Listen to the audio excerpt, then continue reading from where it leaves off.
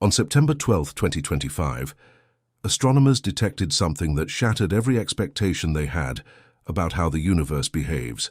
A colossal object blazing in from the darkness of deep space, with a tail stretching across the sky 5 times the width of a full moon, so enormous that even amateur astronomers with backyard telescopes could see it. Within hours it was confirmed this was no ordinary comet. It was something far larger, far brighter and far stranger than anything we have ever recorded. Officially catalogued as C21025R2, now simply called SWAN. But the timing is what truly froze scientists in disbelief, because another object, the already infamous 3MI Atlas, was also inbound, racing toward the sun from the exact opposite direction of the sky. Both set to reach their closest approach to the sun within the same 10-day window, both hidden by the solar glare during their most critical moment, and both displaying anomalies that defy the laws of nature. The odds of such a cosmic double entry happening by chance are so vanishingly small that some scientists have stopped calling this coincidence and started whispering the word mission. If one interstellar object was strange enough, then the arrival of a second one, 100 times larger, targeting the same solar corridor suggests we may not be witnessing accidents of astronomy at all. We may be watching an operation. As data poured in, what first stood out about SWAN wasn't just its size, but its behavior. Unlike typical comets, which scatter light in predictable patterns, SWAN's reflective properties showed metallic signatures, hints of nickel and cobalt, the same materials we humans use to forge durable alloys and protect against corrosion. Some researchers began calling it the Fortress because while most comets break apart under the stress of the sun, this one seemed shielded, armored, even maintaining a brightness curve far beyond what natural ice and dust could explain. And its tail, already record-breaking in length, did not behave like chaotic vapor, but pulsed with subtle rhythmic changes, as if controlled micro-thrusts were guiding its motion.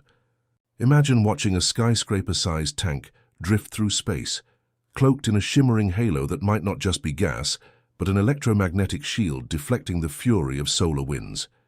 That is the image scientists are now grappling with. But even more unsettling than its scale is its timing. Because while SWAN looms as a fortress, its smaller counterpart, 3MI Atlas, behaves like a drone, agile, erratic, with strange bursts of acceleration and tail color shifts that no natural process can fully explain. Together, they don't look like random visitors. They look like pieces of the same puzzle, 2 parts of a system converging on the sun at the same time, hidden from us during the very days when their true purpose might be revealed. When astronomers plot the arrival vectors of SWAN and Atlas on a star map, something extraordinary emerges. SWAN comes from Aquarius, Atlas from Sagittarius, 2 origins separated by more than a quarter of the entire celestial sphere. Yet despite their radically different approach angles, they both cross into the inner solar system at nearly the same solar distance, reaching perihelion within just 3 days of each other. Statistically, this kind of synchrony is impossible. Random comets scatter their arrivals across decades, sometimes centuries, but never like this. And then comes the blackout. From October 8th to October 18th, the sun's glare blinds our telescopes, creating a window where neither SWAN nor Atlas can be directly observed. The result, their closest approach to the sun and to each other, happens at the exact moment when Earth's instruments are unable to see. To many, this looks less like coincidence and more like coordination, as if their paths were deliberately engineered to meet under the cover of solar interference. Think about that. 2 anomalies arriving together, timing their rendezvous to the one place and time we cannot watch. In orbital dynamics, astronomers call this a corridor, a narrow window of space and time where 2 objects align in a way that defies randomness.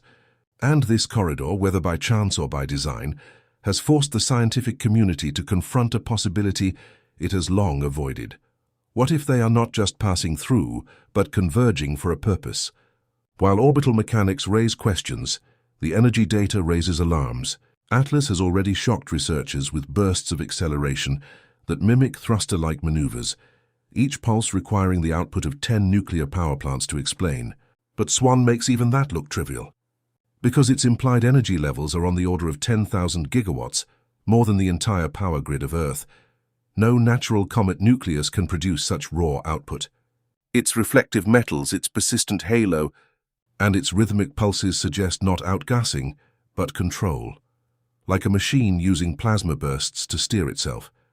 The idea of engineered propulsion, once dismissed as science fiction, is now quietly circulating among astronomers who can no longer ignore the numbers. And then there's the timing of the pulses themselves, regular enough to resemble a signal, patterned enough to hint at communication, and so consistent that some are calling Swan not a fortress, but a beacon.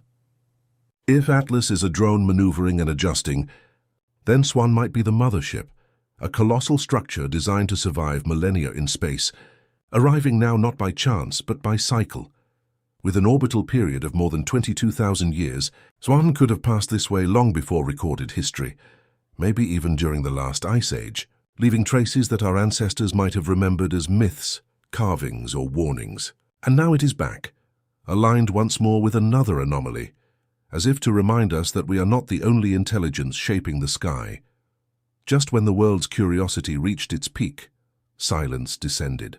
NASA, ESA, and other agencies quietly restricted data releases, suspending high-resolution imaging and radar tracking during the very days when the two objects would be closest to the Sun.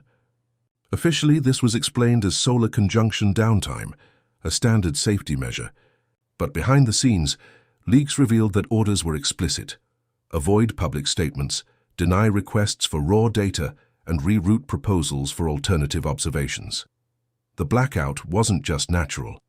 It was enforced, and yet the silence of institutions only amplified the voices of independent astronomers who rallied across forums and private networks to keep their telescopes pointed at the sky. Groups like the Abaro Tracker Collective in Spain and Bill Gates' distributed telescope network began sharing data, desperate to capture even fragments of information that governments refuse to release.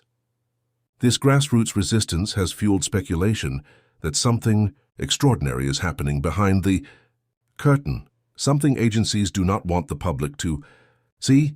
Because if Swan and Atlas are converging for a purpose, then the real question isn't just what they are, but why they're here now. And if their meeting was engineered, then humanity has already stumbled into the middle of a mission we were never meant to witness. As telescopes tracked 3I Atlas, something unusual emerged. Its tail wasn't just glowing. It was changing in a way that seemed deliberate. Over a span of weeks, 3 sudden accelerations were recorded. Each one sharp and unexpected, spaced almost like clockwork, and each coinciding with a strange color shift in the tail. One moment the glow would tilt red. The next it would shift to neutral, then snap back again, as if an unseen mechanism was adjusting its propulsion. Natural outgassing from comets happens gradually, driven by the sun's heat. But what Atlas displayed was abrupt, rhythmic, and controlled. Energy estimates suggested the power required for each thrust was equivalent to 10 nuclear plants working at full capacity. For a chunk of ice and dust, that should have been impossible. For a machine, it would make sense. Meanwhile, Swan's massive structure mirrored this behavior at an even larger scale.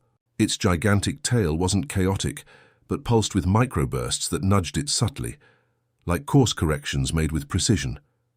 Both objects, one small and agile, the other vast and unstoppable, seemed to be maneuvering within the solar system not as wanderers, but as participants in a plan. And the chilling part was this: their thrusts weren't random. They appeared synchronized. Orbital dynamics are the one thing astronomers trust to reveal truth. But here the truth is unsettling. Swan and Atlas, though arriving from completely different directions in the galaxy, lined up to occupy the same narrow corridor of space and time. Their perihelion points, those closest brushes with the Sun, ended up only 50 million kilometers apart, a distance smaller than the gap between Earth and Mars, their timings within 3 days, and all of this unfolding during the exact solar blackout window when Earth-based telescopes were blinded by glare.